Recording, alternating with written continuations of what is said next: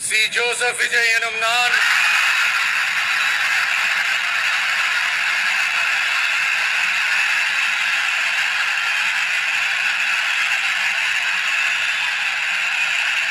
சட்டப்படி அமைக்கப்பெற்ற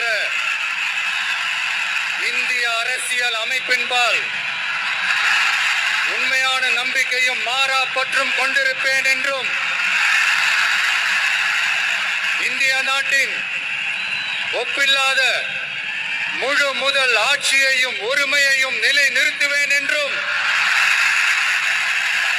தமிழ்நாட்டு அரசின் முதலமைச்சராக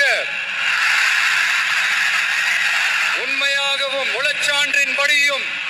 என் கடமைகளை நிறைவேற்றுவேன் என்றும் அரசியல் அமைப்பிற்கும் சட்டத்திற்கும் இணங்க